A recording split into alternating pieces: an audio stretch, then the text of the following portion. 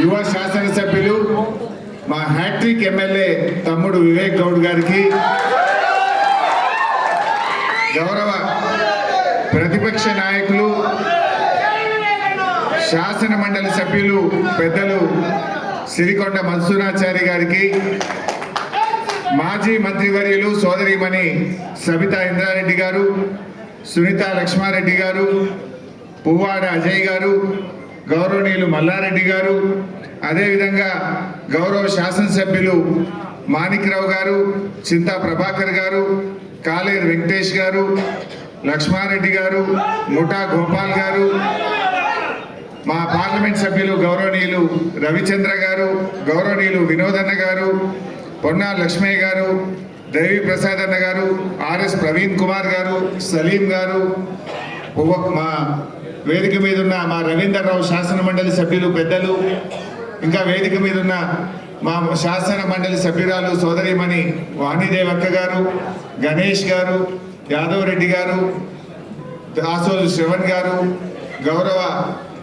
మాజీ ఎమ్మెల్యేలు, మాజీ ఎమ్మెల్సీలు, మాజీ కార్పొరేషన్ చైర్మన్లు, శాసన మండలి సభ్యులు, ఉద్యమకారులు, బీఆర్ఎస్ కుటుంబ సభ్యులు, మీడియా మిత్రులందరికీ పేరు పేరున నమస్కారం తెలియజేస్తా ఉన్నాను. ముందుగా ఈ కార్యక్రమంలో పాల్గొంటున్న మీకు, తెలంగాణ రాష్ట్ర ప్రజలకు, యావత్ ప్రపంచవ్యాప్తంగా ఉన్న తెలంగాణ బిడ్డలందరికీ రాష్ట్ర అవతరణ దినోత్సవ శుభాకాంక్షలు తెలియజేస్తా ఉన్నాను. ఈరోజు ఒక ప్రత్యేకత ఉంది. సరే, 10 ఏళ్ళు నుండి 11వ సంవత్సరంలో అడుగు పెడతా ఉన్నాం. బట్ ఈరోజు ఇంకో ప్రత్యేకత ఉంది ఈ రాష్ట్ర అవతరణ దినోత్సవానికి. ఎందుకంటే ఈ రాష్ట్రం వచ్చిందంటేనే బీఆర్ఎస్ వల్ల, కేసీఆర్ వల్ల. బీఆర్ఎస్ పార్టీ పెట్టి 25 ఏళ్ళు పూర్తయి రజతోత్సవ జరుపుకుంటున్న శుభ సందర్భంలో ఈ వార్షికోత్సవం జరుపుకోవడం నిజంగా నాకు చాలా సంతోషంగా ఉంది. ఎందుకంటే 25 ఏళ్ల కింద బీఆర్ఎస్ పార్టీ పెట్టినాడు ఈ రాష్ట్రంలో తెలంగాణ పదం నిషేధించబడ్డది. జై తెలంగాణ అని అసెంబ్లీలో మాట్లాడలేనటువంటి పరిస్థితి. ఆ రోజుల్లో కేసీఆర్ గారు పార్టీ పెట్టి ఈ రాష్ట్రాన్ని సాధించారు. ఇక్కడ ఉండేటువంటి మీకు తెలుసు 25 ఏళ్ల కింద తెలంగాణలో పరిస్థితి ఏంది. మీకే కాదు, రాష్ట్ర ప్రజలందరికీ తెలుసు 25 ఏళ్ల కింద తెలంగాణ పరిస్థితి ఏంటంటే బొంబాయి, బొగ్గుబాయి, దుబాయి, వలసలు, ఆత్మహత్యలు, ఆకలి చావులు. ఇది 25 ఏళ్ల కింద నాటి తెలంగాణ పరిస్థితి. కానీ కేసీఆర్ గారు పట్టుబట్టి ఇవాళ ఆయన తనకు పదవులకు రాజీనామా చేసి జై తెలంగాణ అని ఉద్యమాన్ని ప్రారంభించారు. మీరు ఆలోచించండి, ఇవాళ ఈరోజు రాష్ట్ర ముఖ్యమంత్రి పోయి అక్కడ ఆవిర్భావ వేడుకలు జరుపుతున్నారంటే దానికి బీఆర్ఎస్ పార్టీ కారణం కాదా? దానికి కేసీఆర్ కారణం కాదా? నిజంగా కేసీఆరే లేకపోతే, బీఆర్ఎస్ పార్టీయే పుట్టకపోతే ఈరోజు రాష్ట్ర ఆవిర్భావ వేడుకలు మనం జరుపుకునే వాళ్ళమా? ఒక్కసారి గుండె మీద చేసి ఆలోచించండి అని నేను అడుగుతా ఉన్నాను. ఎందుకంటే ఊసీల లెక్క గతంలో కూడా చాలా మంది ఊసీలు పుట్టినట్టు తెలంగాణ పార్టీలు పుట్టినాయి. ఊసీళ్ళు అంతరించిపోయినట్టు ఆ పార్టీలు అంతరించిపోయిన పరిస్థితి మనం చూసాం. కేసీఆర్ ఏమి ధనవంతుడు కాదు, కేసీఆర్ ఏమి బలవంతుడు కాదు, ఆయనకేమి అంగబలం లేదు, అర్ధబలం లేదు. కానీ కేసీఆర్కు ఉన్నది గుండె బలం. ఆ గుండె బలంతో, ఆత్మబలంతో ఆయన పట్టుబట్టి రాజీ లేని పోరాటం చేసి తెలంగాణ సాధించిండు కేసీఆర్ గారు. ఇలా అనేక ఉదంతాలు ఉన్నాయి, చెప్పుకోవాలంటే చాలా ఉన్నాయి. ఆనాడు తెలంగాణ ప్రజాసమితి గౌరవనీయులు డాక్టర్ చెన్నారెడ్డి గారి ఆధ్వర్యంలో కూడా ఉద్యమం జరిగింది, తొలి దశ తెలంగాణ ఉద్యమం. ఆనాడు కూడా మా సోదరిమణి నాగమ్మ ఉన్నది, అప్పుడు కూడా పాల్గొన్నది, ఇప్పుడు కూడా పాల్గొన్నది. ఆనాడు 11 ఎంపీలు గెలిచాం. 11 ఎంపీలు గెలిస్తే ఆనాడు ప్రధానమంత్రిగా ఉన్న ఇందిరాగాంధీ, నాటి కాంగ్రెస్ ప్రభుత్వం తెలంగాణ ఇవ్వకుండా ఉద్యమాన్ని కాలరాసింది ఆనాటి కాంగ్రెస్ ప్రభుత్వం. కానీ అదే కేసీఆర్ గారు మలిదశ తెలంగాణ ఉద్యమాన్ని ప్రారంభిస్తే ఏ ఇందిరాగాంధీ అయితే తెలంగాణను వద్దన్నదో అదే సోనియా గాంధీ గారి చేత తెలంగాణ ఇచ్చి తీరాల్సిన పరిస్థితి కల్పించిండు కేసీఆర్ బీఆర్ఎస్ పార్టీ. ఎందుకు? ఈ దేశంలో సంకీర్ణ యుగం నడుస్తూ ఉంది. ఈ సంకీర్ణ యుగంలో తప్పకుండా తెలంగాణ సాధ్యమవుతుంది అని చెప్పి ఆయన ఎంతో వ్యూహంతో 14 ఏళ్ళు నడిపించారు. పార్టీ పెట్టడమే కాదు, అనేక ఇబ్బందులు ఆ రోజు చంద్రబాబు నాయుడు గారి చేతుల్లో కేంద్ర ప్రభుత్వం ఉండే ఢిల్లీలో ఆయన కత్తికి ఎదురులేని పరిస్థితి. ఇంకా 4 ఏళ్ళు కేసీఆర్, ఆ రోజు ఇంకా 4 ఏళ్ళు చంద్రబాబు నాయుడే ముఖ్యమంత్రిగా ఉండే పరిస్థితి. ఆ రోజుల్లో ఎవరు ధైర్యం చేయలేదు. కానీ కేసీఆర్ గారు అప్పటికే ఎన్డీఏ ప్రభుత్వం 3 కొత్త రాష్ట్రాలు ఏర్పాటు చేసింది. 2000 సంవత్సరంలో జార్ఖండ్, ఉత్తరాఖండ్, అదేవిధంగా ఉత్తరాంచల్ మరియు ఛత్తీస్గఢ్ 3 రాష్ట్రాలు ఏర్పడ్డాయి. ఈ 3 రాష్ట్రాలు ఏర్పడ్డాక తెలంగాణ ప్రజల్లో ఆశలు చిగురించినాయి. ప్రజలందరూ నాయకుడి కోసం ఎదురు చూశారు. జయశంకర్ సార్, చనిపోయిన బియ్యావుల జనార్దన్ రావు గారు కేసీఆర్ గారి దగ్గరికి వచ్చి మీరు లీడ్ చేయండి, మీరు పోరాటం చేయండి, మీ వెంట మేముంటామని చెప్పి వారందరూ కేసీఆర్ వైపు చూశారు. కానీ కేసీఆర్ గారు 1 సంవత్సరం ఆలోచించింది. ఉద్యమం ప్రారంభిస్తే ఈ తాప మళ్ళీ జెండా దించొద్దు, తెలంగాణ వచ్చేది ఉంటేనే మన ఉద్యమాన్ని ప్రారంభిద్దామని కొన్ని వేల గంటల మేధోమదనం చేసి చాలా 1 నెలల తరబడి ఆలోచించి 2001లో బీఆర్ఎస్ పార్టీని పెట్టింది. ఆ రోజు తెలంగాణ ఉద్యమానికి ఒక అపకీర్తి ఉండేది. ఎవరికి పదవి రాకపోతే వాడు జై తెలంగాణ అంటాడు అనే ఒక అపకీర్తి ఉండేది. ఆ రోజు కేసీఆర్ గారు ఆలోచించి తన పదవులను, డిప్యూటీ స్పీకర్ పదవిని, ఎమ్మెల్యే పదవిని, తెలుగుదేశం పార్టీ రాష్ట్ర కార్యదర్శి పదవులను గడ్డిపోచల్లాగా పదవులు వదిలి ఉద్యమాన్ని ప్రారంభించిండు. ప్రజల్లో నమ్మకాన్ని కలిగించిండు. ప్రజలను ఒక్కతాటి మీదకి తెచ్చే ప్రయత్నం చేసిండు. వాళ్ళు తెలంగాణ వచ్చిందంటే ప్రజలను సమీకరించడం, దేశంలోని పార్టీలను ఒప్పించడం, ఈ 2 కేసీఆర్ గారు చేసిండు. అంబేద్కర్ గారు సూచించిన మార్గం బోధించు, సమీకరించు, పోరాడు. అంబేద్కర్ చెప్పిన బాటలో నడిచిండు కేసీఆర్. గాంధీజీ గారు చూపిన అహింసాయుత మార్గంలో ఉద్యమాన్ని నడిపిండు కేసీఆర్. తెలంగాణ రాష్ట్రాన్ని సాధించిండు కేసీఆర్. ఎందుకంటే చాలా జాగ్రత్తగా నడిపినాడు, అహింసాయుత పద్ధతుల్లో నడిపాడు. ప్రజలను సమీకరించడంలో జన పోరాటం కావచ్చు, 610 జీవో మీద పోరాటం కావచ్చు, తెలంగాణకు జరుగుతున్న అన్యాయాల మీద గలమెత్తిండు, ప్రజలను సమీకరించాడు. ఆ ప్రయత్నంలో కేసీఆర్ గారు ఆర్ఎస్ఎస్ ఆఫీస్ నుంచి ఆర్ఎస్యు దాకా కలిసి పనిచేశాడు.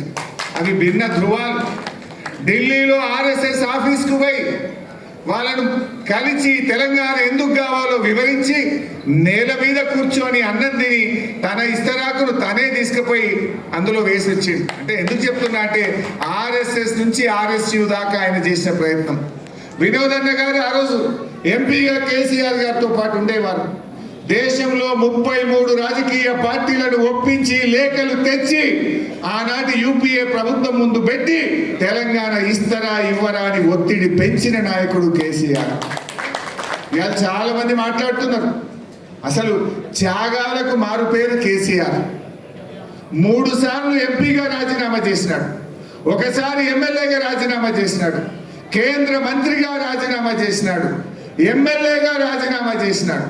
బహుశా ఈ దేశంలో త్యాగాలకు మారుపేరు ఏదైనా రాజకీయ నాయకుడు అంటే ఒక కేసీఆర్ మాత్రమే. త్యాగం చేసింది, రాజీనామా చేసింది తన కోసం చేయలేదు, తెలంగాణ 4 కోట్ల ప్రజల కోసం చేసింది. ఆ త్యాగాల పునాదుల మీద తెలంగాణ సాధించిండు కేసీఆర్. ఇవాళ ఎవరెవరో మాట్లాడుతున్నారు కేసీఆర్ మీద. ఇవాళ మాట్లాడుతున్న రేవంత్ రెడ్డి ఆ రోజు మలిదశ ఉద్యమంలో డిసెంబర్ 9, 2009 తెలంగాణ వచ్చింది. ఆంధ్ర ఎమ్మెల్యేలు, ఎమ్మెల్సీలు రాజీనామా పెడితే మళ్ళీ ఇచ్చిన తెలంగాణ 27 తారీఖు వాపసు తీసుకున్నారు. ఆ రోజు జేఏసీ ఏర్పాటు చేసి తెలంగాణలో అందరు రాజీనామా చేయాలంటే ఇదే రేవంత్ రెడ్డి ఆ రోజు తెలుగుదేశం పార్టీలో ఉండి జిరాక్స్ కాగితం ఇచ్చిండు తప్ప స్పీకర్కు ఒరిజినల్ కాగితం ఇయ్యలేదు. రాజీనామా చేయమంటే ధైర్యం లేదు. రాజీనామా చేయకుండా వెన్ను చూపి పారిపోయిన నాయకుడు. ఒక్కనాడు జై తెలంగాణ అనే వ్యక్తి, అమరులకు ఒక్కనాడు శ్రద్ధాంజలి ఘటించని వ్యక్తి, ఇంకా ఆయన ఉద్యమకారుల మీద తుపాకీ పట్టుకొని బయలుదేరిన రైఫిల్ రెడ్డి రేవంత్ రెడ్డి. ఇంకొక నాయకున్నాడు ఈ రాష్ట్ర బీజేపీ అధ్యక్షుడు. ఆనాడు బీజేపీకి ఇద్దరే ఎమ్మెల్యేలు, ఎండల లక్ష్మీనారాయణ గారు, కిషన్ రెడ్డి గారు. తెలంగాణ కోసం రాజీనామా చేయాలంటే కేసీఆర్ గారు మేమందరం రాజీనామా చేసినాం. బీజేపీకి వెళ్ళి రాజీనామా చేయమంటే పాపం ఎండల లక్ష్మీనారాయణ గారు రాజీనామా చేసిండు. ఇదే కిషన్ రెడ్డి గారు ఆనాడు రాజీనామా చేయకుండా వెన్ను చూపి పారిపోయిన వ్యక్తి. అంటే బీజేపీ అధ్యక్షుడు ఆనాడు తెలంగాణ కోసం త్యాగం చేయలే, రాజీనామా చేయలే. అదేవిధంగా ఈనాటి ముఖ్యమంత్రి తెలంగాణ కోసం రాజీనామా చేయమంటే చేయకుండా పారిపోయిన వ్యక్తి. ఇవాళ వాళ్ళు కేసీఆర్ని విమర్శిస్తున్నారు, ఇవాళ వాళ్ళు బీఆర్ఎస్ పార్టీని విమర్శిస్తూ ఉన్నారు. బీఆర్ఎస్ఏ లేకపోతే, కేసీఆర్ లేకపోతే 14 ఏళ్ళు ఈ పోరాటాన్ని కొనసాగించుండకపోతే, ఆమన్న నిరాహార దీక్ష పట్టుండకపోతే ఇవాళ తెలంగాణ వచ్చినా ఒక్కసారి గుండె మీద చేసుకొని ఆలోచించాలని కోరుతాం. తెలంగాణ ప్రజలు స్వయం పాలనలో ఆత్మ గౌరవంతో ఈరోజు తెలంగాణ ప్రజలు బతుకుతున్నారంటే గులాబీ జెండా అనే దానికి కారణం అని చెప్పి గుర్తు చేస్తాను. ఈ గులాబీ జెండా పుట్టుండకపోతే ఇవాళ స్వయం పాలనలో ఆత్మ గౌరవంతో తెలంగాణ ప్రజలు బతుకుంటే వల్ల ఆ రోజు ఏమందరూ తెలంగాణ వచ్చినాక కూడా అవమానపరిచారు. ఈ తెలంగాణ వాళ్ళకు పాలన చేత కాదు, వీళ్ళు వస్తే నక్సలైట్ రాజ్యం అవుతుంది, వీళ్ళు వస్తే మత కలహాలు పెరుగుతాయి, వీళ్ళకి అసలు పరిపాలన చేతనైతుందా అని మాట్లాడినటువంటి నోళ్ళు. ఆ నోళ్ల చేతనే శభాష్ కేసీఆర్ అని అద్భుతంగా 10 ఏళ్ళు పాలించి చూపిండు మన నాయకుడు కేసీఆర్. ఎంత అద్భుతంగా జరిగిందో కూడా మీకు తెలుసు. రాష్ట్రంలో 10 ఏళ్లలో ఏ రంగంలో చూసినా తెలంగాణ దేశానికి మార్గదర్శకంగా నిలిచింది.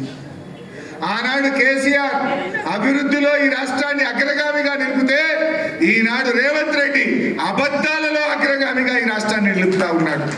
కేసీఆర్ కు రేవంత్ రెడ్డికి తేడా ఏంటంటే అభివృద్ధిలో కేసీఆర్ అగ్రగామి, అబద్ధాలు ఆడడంలో రేవంత్ రెడ్డి అగ్రగామిగా నిలిచింది. ఇవాళ ఈరోజు కూడా రాష్ట్ర అవతరణ వేడుకల్లో కూడా రేవంత్ రెడ్డి ఆయన ఉపన్యాసాల్లో అన్ని అబద్ధాల పరంపరని. ఇవాళ ఆయన మాట్లాడుతూ అంటాడట, మహిళలకు 21,000 కోట్ల రూపాయల వడ్డీ లేని రుణం ఇచ్చినట్టట. ఇచ్చినావా రేవంత్ రెడ్డి? నేను సవాల్ విసురుతున్నా, నువ్వు 21,000 కోట్ల వడ్డీ లేని రుణం ఇచ్చినట్టు జీవో చూపించు, ఆధారం చూపించు, నేను రాజీనామా చేయడానికి సిద్ధంగా ఉన్నా. నువ్వు ఇచ్చింది 21,000 కోట్లు వడ్డీతో కూడిన రుణాలు ఇచ్చినావు తప్ప అక్క చెల్లెలకు వడ్డీ లేని రుణాలు ఇవ్వలేదు. ఆ అక్క చెల్లెలను మోసం చేసినావు నువ్వు. ఇవాళ ఆయన మాట్లాడుతుండు 60,000 ఉద్యోగాలు ఇచ్చిన నోటిఫికేషన్లు చూపి. నీ ప్రభుత్వం వచ్చినాక ఉద్యోగాలకు 60,000 ఉద్యోగాలకు నువ్వు నోటిఫికేషన్లు ఇచ్చినట్టు చూపి రేవంత్ రెడ్డి. నువ్వు ఇచ్చింది కేవలం 10,000 మాత్రమే. ఆ మిగతా ఉద్యోగాలు కేసీఆర్ గారి నోటిఫికేషన్ ఇచ్చి, పరీక్ష పెట్టి, ఫలితాలు ఇచ్చి, ఫిజికల్ టెస్ట్ చేస్తే వాటికి కాగితాలు వచ్చినవు తప్ప నువ్వు ఇచ్చింది కానే కాదు రేవంత్ రెడ్డి అని గుర్తుపెట్టుకో. అన్ని అబద్ధాలు. ఆయన మాట్లాడుతూ 275 లక్షల మెట్రిక్ టన్నుల పంట పండింది అన్నాడు. పండింది ఎవరి పుణ్యం? బీఆర్ఎస్ ప్రభుత్వ కృషి వల్ల, కేసీఆర్ యొక్క ముందు చూపుతో పండింది. నువ్వు వచ్చినాక రేవంత్ రెడ్డి నీ ఏడాది రద్దం పాలనలో ఒక ప్రాజెక్టు కట్టినవా? ఒక ప్రాజెక్టు పూర్తి చేసినవా? ఒక్క ఎకరానికి నీళ్లు ఇచ్చినవా? ఒక్క చెరువు తవ్వినవా? ఒక్క చెక్ డ్యామ్ కట్టినవా? నువ్వు చేసిందేంది? ఇవాళ 275 మెట్రిక్ టన్నుల పంట పండిందంటే అది బీఆర్ఎస్ 10 ఏళ్ల కృషి అని చెప్పి ఈ రాష్ట్ర రైతాంగానికి తెలుసు. మిషన్ కాకతీయలో చెరువులు బాగు చేసినాం, పెండింగ్ ప్రాజెక్టులు పూర్తి చేసినాం, కాళేశ్వరం లాంటి మెగా ప్రాజెక్టు కట్టిండు కేసీఆర్, అనేక చెక్ డ్యాములు కట్టిండు కేసీఆర్, కాలువలకు చెరువులను అనుసంధానం చేసిండు కేసీఆర్, రైతు బంధు పెట్టిండు, రైతుల కోసం బీమా తెచ్చిండు, రైతులకు సకాలంలో ఎరువులు ఇచ్చిండు, ప్రతి మండలానికి గోడౌన్ కట్టిండు, విత్తనాలు ఇచ్చిండు, పండిన పంటంతా కొని రైతులకు ధైర్యాన్ని కల్పించి ఇవాళ ఈ రాష్ట్రం వరి ధాన్యం ఉత్పత్తిలో దేశంలో నంబర్ 1 అయిందంటే అది కేసీఆర్ ప్రభుత్వ కృషి. నువ్వు 275 లక్షల మెట్రిక్ టన్నుల పంట పండిందంటున్నావు. ఏం చేసినావు రైతులకు ఒక్కటి చెప్పు. ఒక చెరువు తవ్వితేవా? ఒక ప్రాజెక్టు పూర్తి చేస్తేవా? ఒక ఎకరానికి నీళ్ళు ఇస్తేవా? నువ్వు చేసిందేమున్నది? రైతు బంధు ఎగ్గొట్టినవు, రైతు బీమా బంద్ పెట్టినవు. నువ్వు చేసిందేముంది? చారాణ రుణమాఫీ చేసినావు, బారాణ రుణమాఫీ ఎగ్గొట్టినవు. ఇంతకు మించి నువ్వు రైతులకు చేసిన ఒక్క మంచి పని ఉంటే చెప్పు. రైతులు మొలకెత్తుతుంటే ధాన్యపు కుప్పల మీద గుండాగి రైతులు చనిపోతుంటే నువ్వు అందాల పోటీల్లో మునిగితే వెళ్ళవు రేవంత్ రెడ్డి. అందాల పోటీలకు రివ్యూ చేసినావు, అందాల పోటీలను 5 సార్లు పోయి పాల్గొన్నావు. కానీ రైతుల ధాన్యం ఎందుకు కొంటలేరని ఒక్కనాడు రివ్యూ చేయలేదు. నీ మంత్రులు కానీ నువ్వు కానీ ధాన్యపు రాశుల మీద గుండాగి చనిపోయిన రైతుల్ని పరామర్శించే సమయం మీకు చిక్కలేదు. ఇది ఈరోజు చేస్తున్నది. నువ్వు అన్ని అబద్ధాలే. ఎన్ని అబద్ధాలు మాట్లాడాడు? 15 ఆగస్టు నాడు ఈ రాష్ట్రంలో రైతుల రుణమాఫీ చేసి తీరుతా అన్న ముఖ్యమంత్రి ఈ రోజు కన్నా చేసినావా? మళ్ళీ 15 ఆగస్టు వచ్చింది. ఒక్క ఏడాది కడుపు కట్టుకుంటే 40,000 కోట్ల రూపాయల రుణమాఫీ చేస్తా అన్నావు. నువ్వు చేసింది 16-17 వేలే. మరి కడుపు కట్టుకోలేదా? మిగతా పైసలు ఢిల్లీకి కప్పం కట్టినవా? నీ జేబుల్లోకి పోయినాయా? ఎక్కడికి పోయినాయో చెప్పు. ఎప్పట్లోగా చేస్తావో చెప్పు. నువ్వు దేవుళ్ళ మీద ఒట్టు పెట్టి 15 ఆగస్టులోగా రుణమాఫీ చేస్తా అని మాట తప్పినావు. మొన్న అసెంబ్లీ సమావేశాల్లో మార్చి 31వ తేదీ కల్లా రాష్ట్రంలో రైతులందరికీ రైతు బంధు వేస్తా అన్నావు. 31 మార్చి పోయింది, ఇవాళ 2 జూన్ వచ్చింది. ఈ రోజు కూడా రైతు బంధు డబ్బులు రైతులకు పల్లె. అసలు నువ్వు ఒక్క విషయం అన్నా రాష్ట్ర అవతరణ దినోత్సవం నాడు కూడా నిజం మాట్లాడకపోతే, వెనకడికి ఏదో శాపం ఉన్నట్టు ఏదో అంటారు చూడు, నువ్వు అబద్ధం ఆడకపోతే తలబలికి చనిపోతావు అన్నట్టు ఈ రేవంత్ రెడ్డికి అట్లాంటి శాపం ఏదో ఉన్నట్టు అనిపిస్తుంది నాకు. అబద్ధాలు తప్ప నిజాలు పలకడు. మరి మన కేసీఆర్ అభివృద్ధిలో ఈ రాష్ట్రాన్ని అగ్రగామిగా నిలిపిండు. ఎన్ని అద్భుతాలు! ధాన్యం ఉత్పత్తిలో నంబర్ 1, డాక్టర్ల ఉత్పత్తిలో తెలంగాణ నంబర్ 1 చేసింది కదా. ప్రతి జిల్లాకు ఒక ప్రభుత్వ మెడికల్ కాలేజ్, 35 గవర్నమెంట్ మెడికల్ కాలేజీలు పెట్టి సంవత్సరానికి 10,000 డాక్టర్లను ఈ దేశానికి అందిస్తున్న రాష్ట్రంగా తెలంగాణను నిలిపిన ఘనత మన బీఆర్ఎస్ ప్రభుత్వాన్ని.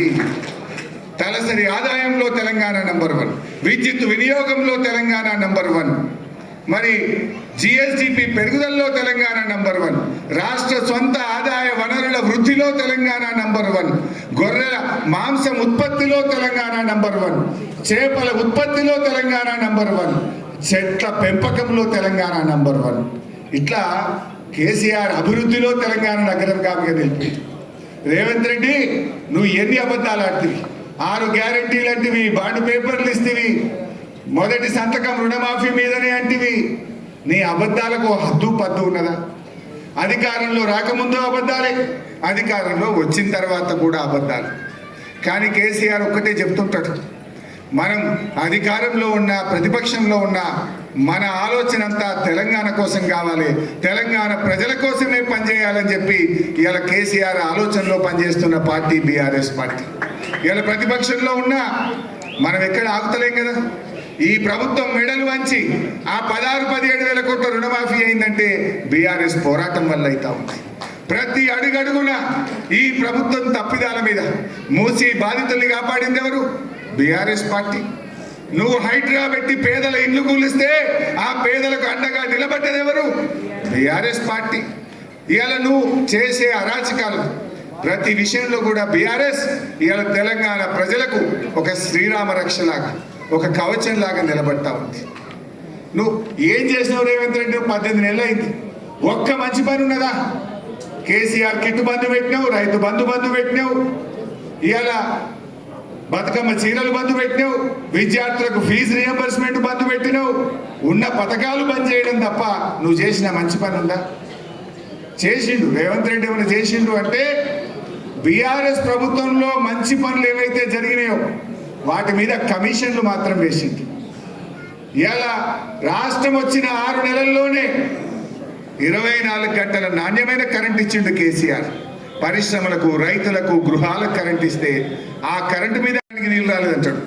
ఒకడంటాడు 50,000 ఎకరాలే వచ్చినాయి అంటాడు, ఒకడంటాడు 1,00,000 ఎకరాలకే నీళ్ళు వచ్చినాయి అంటాడు. నేనంటలేను, నీ ఇంజనీర్లు ఈ కాంగ్రెస్ ప్రభుత్వానికి ఇచ్చిన నివేదికలో 20 లక్షల ఎకరాలు కాళేశ్వరం ద్వారా కొత్త ఆయకట్టు స్థిరీకరణ జరిగింది అని నీ ఇంజనీర్లే చెప్తా ఉన్నారు. అలాంటి అద్భుతమైన ప్రాజెక్ట్ కాళేశ్వరం మీద ఒక కమిషన్ వేసిండు. అంటే బీఆర్ఎస్ ప్రభుత్వం చేసిన మంచి పనుల మీద కమిషన్లు వేస్తున్నావు. నీ పాలనలో కాంట్రాక్టర్ల దగ్గర 20% కమిషన్లు తీసుకుంటున్నావు. ఆనాడు జరిగిన మంచి పనుల మీద కమిషన్లు వేసుడు, నీ పాలనలో కాంట్రాక్టర్ల దగ్గర 20% కమిషన్లు తీసుకున్నాడు. నా దృష్టిలో ఎవడైతే తెలంగాణ రాష్ట్రం దివాలా దివాలా అని మాట్లాడుతుండ్రో వాళ్ళంతా దివానా గాండ్లే. దివానాగాడు ఎవడన్నా అయితేనే వాడు దివాలా అని మాట్లాడుతాడు. కేసీఆర్ ఎప్పుడు మాట్లాడినా ఒక ఆత్మవిశ్వాసం కలిగిస్తుండే. నాది అభివృద్ధిలో పోతున్న దేశం, నా రాష్ట్రం, నాది సర్ప్లస్ స్టేట్, నా రాష్ట్రం బలమైనటువంటి ఆర్థికంగా బలమైన రాష్ట్రం అని కేసీఆర్ చెప్పి ఈ రాష్ట్ర ప్రజల్లో ధైర్యాన్ని నింపేవాడు, పాలనను ముందుకు తీసుకుపోయేవాడు. కానీ రేవంత్ దివాలా దివాలా అనే దిక్కుమాలని ప్రచారం చేసి తాను తీసుకున్న గోతిలో తానే పడ్డాడు. ఈరోజు ఇలా రిజిస్ట్రేషన్ ఆదాయం తగ్గింది, జిఎస్టీ తగ్గింది, మైనింగ్ తగ్గింది, రాష్ట్ర సొంత ఆదాయ వనరులు తగ్గిముఖం పట్టినాయి. ఇది నీ పాలన చేతగా, నీ వైఫల్యం వల్ల ఇలా తెలంగాణ ఆగమవుతుంది. కేసీఆర్ హయాంలో రాష్ట్ర అభివృద్ధి, రాష్ట్రం యొక్క ఆదాయం ఆకాశం వైపు చూస్తే రేవంత్ ఏడాదిని అర్థంలో అది నేల వైపు చూస్తా ఉంది. నాడు రాష్ట్రం యొక్క ఆదాయం 60,000 కోట్ల నుంచి 2,60,000 కోట్లకు 10 ఏళ్లలో కేసీఆర్ పెంచి చూపించింది. కానీ రేవంత్ ఏడాదిని అర్థంలో ఆదాయం తగ్గుముఖం బట్టి నేలముఖం చూస్తున్నటువంటి పరిస్థితి వచ్చింది. ఇది నీ వైఫల్యం, నీ చేతకాంతనం వల్ల జరిగింది. బట్ ఏది ఏమైనా ఇవాళ ప్రజలు క్లియర్గా ఉన్నారు. ఇవాళ ఎన్నికలు జరిగితే 100 సీట్లతో మళ్ళీ బీఆర్ఎస్ అధికారంలోకి వస్తుంది. కొంతమంది మాట్లాడుతున్నారు బీజేపీతో బీఆర్ఎస్ గెలుస్తుంది లేదా పొత్తు పెట్టుకుంటుందని. కేసీఆర్ గారు మొన్ననే కుండబద్దలు కొట్టినట్టు చెప్పిండు. అయినా అసలు బీజేపీకి తెలంగాణ మీద హక్కు ఉన్నదా? ఆనాడు 1996లో 1 ఓటు 2 రాష్ట్రాలని చెప్పి 2000 సంవత్సరంలో 3 రాష్ట్రాలు ఏర్పాటు చేసి తెలంగాణకు మొండి చేయి చూపిందే బీజేపీ. చంద్రబాబుకు భయపడి తెలంగాణ ఇయ్యకుండా తెలంగాణ ప్రజల్ని మోసం చేసిందే బీజేపీ. అసలు కేంద్రంలో 8 ఎంపీలు గెలిపిస్తే గుండు సున్నా పెట్టి బడ్జెట్లో తెలంగాణకు మొండి చేయి చూపిందే బీజేపీ. ఇవాళ పోలవరం జాతీయ ప్రాజెక్టు ఇవ్వడం కాక బనకచెర్ల గోదావరి లింకుకు మళ్ళా తెలంగాణ నోరుగొట్టికి తెలంగాణలో గోదావరి నీళ్లకు అన్యాయం చేసే అక్రమ ప్రాజెక్టుకు వత్తాసు పలికి నిధులిస్తున్నదే బీజేపీ. ఇంకా బీజేపీ ఏ ముఖం పెట్టుకున్నట్టు ఏం చేసింది బీజేపీ? ఓ జాతీయ ప్రాజెక్ట్ ఇచ్చిందా? ఒక మెడికల్ కాలేజ్ ఇచ్చిందా? ఏం చేసింది బీజేపీ? తెలంగాణకు అన్యాయం చేసింది బీజేపీ. గోదావరి బనకచెర్ల మీద కిషన్ రెడ్డి మాట్లాడాడు, బండి సంజయ్ మాట్లాడాడు, ఈటల రాజేందర్ మాట్లాడాడు. ఎందుకు మాట్లాడరు అని నేను అడుగుతా ఉన్నా. ఆ బనకచెర్ల గోదావరి ప్రాజెక్టు తెలంగాణ అది శాపం కాబోతుంది. అది కడితే గోదావరి జలాల్లో తెలంగాణకు తీవ్రమైనటువంటి నష్టం జరుగుతుంది. ఈ కాంగ్రెస్ దద్దమ్మ ప్రభుత్వాన్ని కృష్ణా నదిలో మొన్న 65 టీఎంసీలు తక్కువ వాడారు. మన హక్కును కూడా వాడుకునే తెలివితేటలు లేవు. గోదావరి బనకచెర్ల ప్రాజెక్టు ఆపే విషయంలో ఇవాళ రాష్ట్రంలో కాంగ్రెస్ ప్రభుత్వం పూర్తిగా ఫెయిల్ అవుతున్నటువంటి పరిస్థితి ఉన్నది. బట్ ఏది ఏమైనా బీఆర్ఎస్ ఉన్నది, మేము వదిలిపెట్టాం. రాష్ట్ర ప్రభుత్వం ఫెయిల్ అయితే బీఆర్ఎస్ ప్రభుత్వం అవసరమైతే సుప్రీంకోర్టుకు వెళ్ళైనా సరే గోదావరి బనకచెర్ల ప్రాజెక్టును ఆపి తీర్థం, తెలంగాణ ప్రయోజనాలను కాపాడుతాం. బీజేపీ నాయకులారా, తెలంగాణ మీద ప్రేమ ఉంటే వెంటనే గోదావరి బనకచెర్లను ఆపండి, తెలంగాణ ప్రయోజనాలు కాపాడండి అని చెప్పి నేను ఈరోజు డిమాండ్ చేస్తా ఉన్నా. బీఆర్ఎస్ స్వంతగానే ఉంటుంది, ఒంటరిగానే మళ్ళీ అధికారంలోకి వస్తుంది, 100 సీట్లతో అధికారంలోకి వస్తుంది తప్ప ఏ పార్టీతో బీఆర్ఎస్ పొత్తు పెట్టుకోరు. ఎవడో పెట్టుకుంటామన్నట్టు ఇంకోడెవడో పెట్టుకుంటారన్నట్టు మాట్లాడుతుంది. ఎవరితో పొత్తు పెట్టుకోము. బీఆర్ఎస్ కేసీఆర్ నాయకత్వంలో మళ్ళీ అధికారంలోకి వచ్చేది ఖాయం. ఇలా ప్రజలే కోరుకుంటున్నారు. ఎక్కడ పోయినా అదే చర్చ జరుగుతుంది.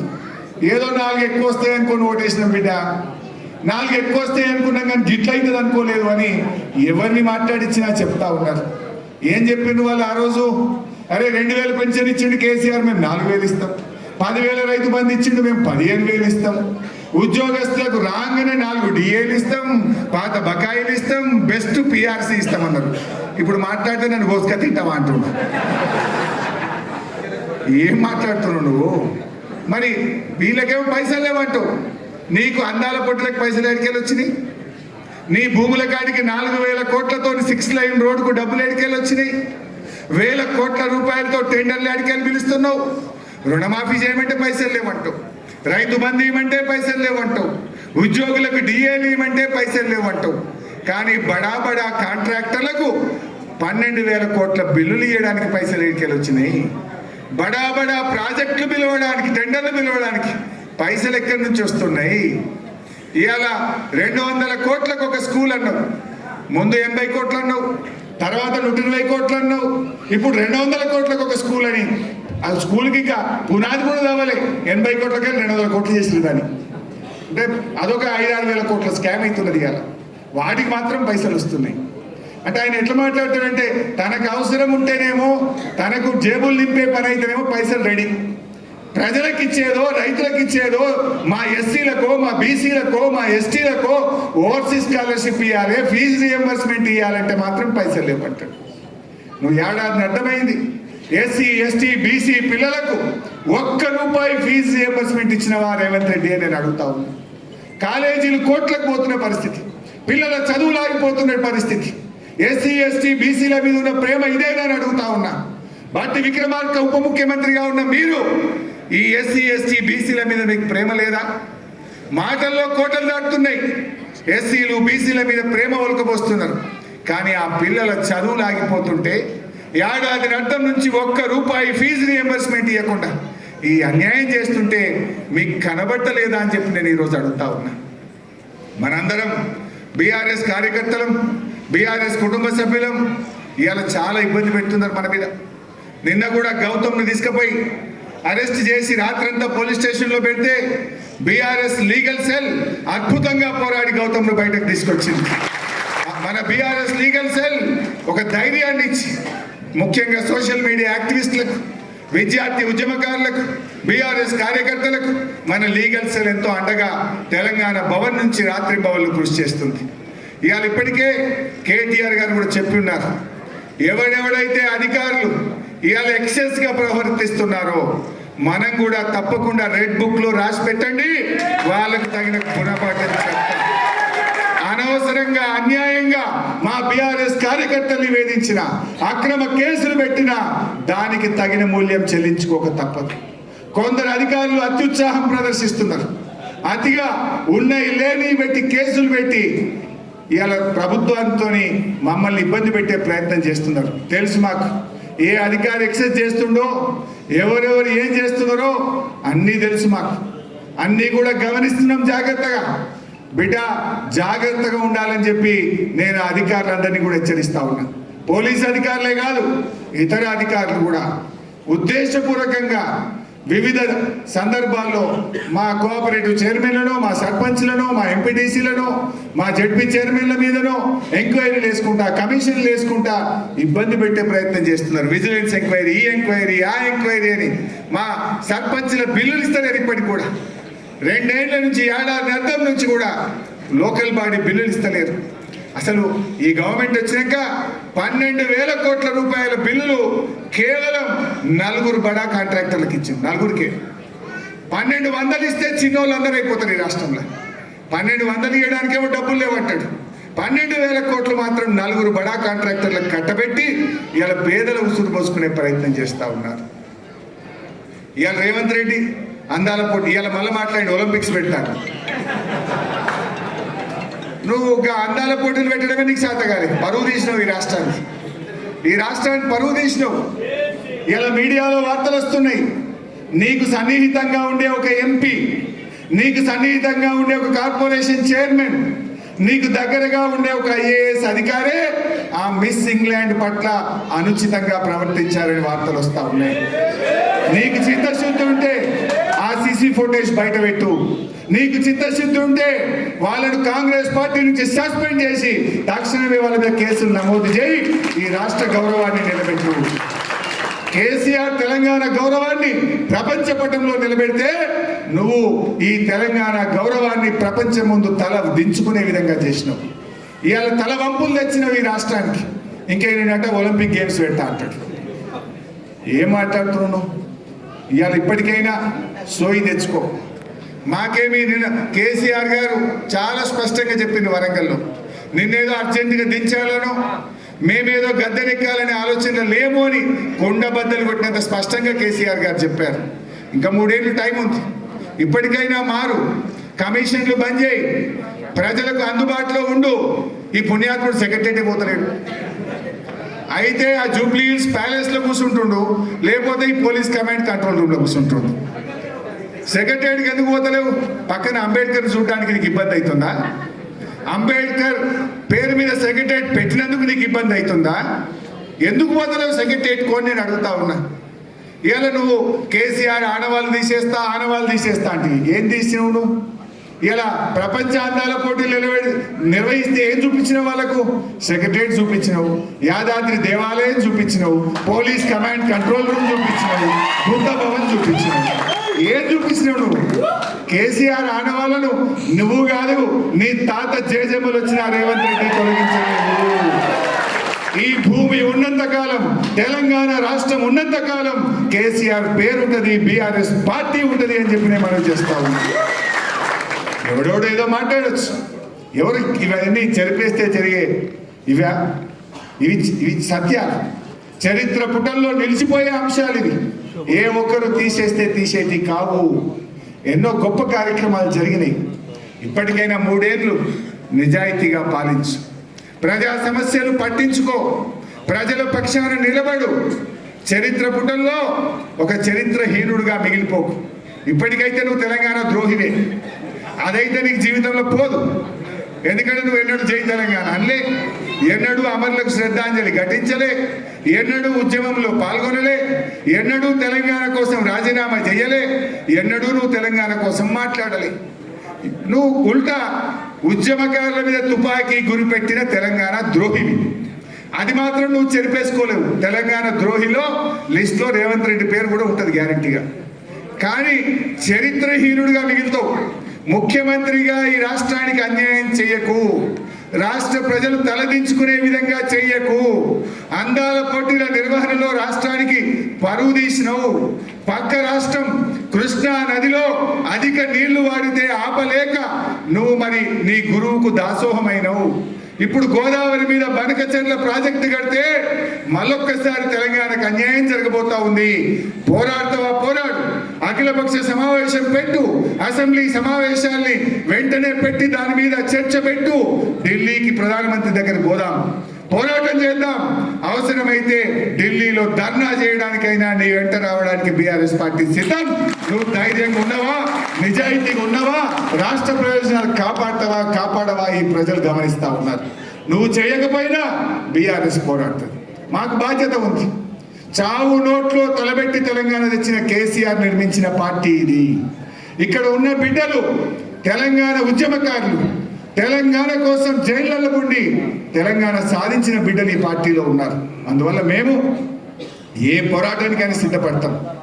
మాకు అధికారం ముఖ్యం కాదు, ఈ రాష్ట్రం ముఖ్యం, రాష్ట్ర ప్రయోజనాలు ముఖ్యం కనుక తప్పకుండా మేము పోరాడతాం. నువ్వు పోరాడకపోతే ఇవాళ మా సవితక్క కూడా మాట్లాడుతూ చెప్పింది, నిజంగా అక్క మేము ఎప్పుడు పోయినా హోంమంత్రిగా ఉండేది, మమ్మల్ని మాత్రం చాలా ప్రేమగా చూసుకునేది, వీలైనంత వరకు మీరు జాగ్రత్త అని మాకు చెప్పేది. కానీ నేను ఒక విషయం నిజాయితీగా చెప్తున్నా, ఉద్యమంలో ఆ రోజు మమ్మల్ని అరెస్ట్ చేస్తే ఇంత భోజనం పెడుతురు, 5 గంటలకల్లా పంపిద్దరు. కానీ ఇలా రేవంత్ రెడ్డి లెక్క దొంగ రాత్రి 12 గంటలకు వచ్చి ఎత్తుకపోవడు, 2 గంటలకు వచ్చి ఎత్తుకపోవడు మాత్రం ఆ రోజు లేదు. ఆడపిల్లలు ఎత్తుకపోయారు కదా మొన్న జర్నలిస్ట్ను, దొంగ రాత్రి 2 గంటలకు 3 గంటలకు వచ్చి ఎత్తుకపోవడు. ఆనాడు మేము ఎంత పోరాటం చేద్దాం, అరే దేనికి ఎంత గొప్పదు, పడవెక్కి కూడా హుస్సేన్ సాగర్ ఎక్కిన ఆ రోజు. మేము రేపు పోరాటం ఉందంటే కూడా పొద్దుగాల 6 గంటలకు వచ్చి పట్టుకపోయింది, కానీ 8 గంటలకు వచ్చి పట్టుకపోయింది తప్ప ఈ రేవంత్ రెడ్డి లెక్క 12 గంటలకు రాత్రి అయితే పట్టుకపోలే ఆ రోజు. ఆనాడు సీమాంధ్ర ప్రభుత్వం ఉన్న సబితక్క లాంటి తెలంగాణ బిడ్డ ఉన్నది కనుక ఆ రోజు మాకు ధైర్యం ఉండేది, అట్లా చూసుకున్నటువంటి పరిస్థితులు ఉన్నాయి. అందుకే ఇలా ఆలోచన చేయాలి. ఇవాళ రాష్ట్రంలో లా అండ్ ఆర్డర్ మొత్తం కూడా నిజంగా ప్రజల కోసం పనిచేస్తలేదు. ప్రతిపక్షాల మీద కేసులు పెట్టుడు, బీఆర్ఎస్ కార్యకర్తల్ని వేధించుడు, మమ్మల్ని తిప్పలు పెట్టడం మీదనే తప్ప ఎక్కడన్నా ఒక్క దాంట్లో ఇవాళ ప్రజల కోసం పనిచేస్తుండ్రా? రేవంత్ రెడ్డి వచ్చినాక లా అండ్ ఆర్డర్ పడిపోయింది. ఈ రాష్ట్రంలో కేసులు పెరిగినాయి, కేసుల సంఖ్య 30% పెరిగింది. ఇవాళ ఏ రంగంలో చూసినా అదే పరిస్థితి కనబడతాం. బట్ మనం ఇప్పుడు స్థానిక సంస్థల ఎన్నికలు వస్తాయంటున్నారు. ఆయన నాకు తెలిసేది ఆయనకు ధైర్యం లేదు. కానీ స్థానిక సంస్థల ఎన్నికలు వస్తే కూడా తప్పకుండా బీఆర్ఎస్ పార్టీ బ్రహ్మాండమైన ఫలితాలు సాధిస్తుంది. దానికోసం మన కార్యకర్తలు, కుటుంబ సభ్యులు అందరూ కూడా బీఆర్ఎస్ కుటుంబ సభ్యులు సిద్ధంగా ఉందాం. రేపు ఎలాంటి స్థానిక సంస్థలు, మండల పరిషత్లు, జిల్లా పరిషత్లు, మున్సిపాలిటీలు ఏదొచ్చినా కూడా ఇలా ప్రజలు కాంగ్రెస్కు బుద్ధి చెప్పడానికి సిద్ధంగా ఉన్నారు. మనం కూడా సమాయత్తం కావాలని చెప్పి కోరుకుంటూ ఈ బీఆర్ఎస్ పార్టీ కేసీఆర్ గారి నాయకత్వంలో తెలంగాణ ప్రజల పక్షాన చివరి దాకా ఉంటుందని చెప్పి నేను మీ అందరికీ మనవి చేస్తూ, ఇక సరేలే చాలా లేట్ అయిందని మా వాళ్ళు లేస్తుండ్రు. లగచర్ల ఉన్నది, ధాన్యం సేకరణ ఉన్నది, ఇంకా చాలా విషయాలు ఉన్నాయి. కానీ నేను వాటిల్లోకి పోకుండా మీ అందరికీ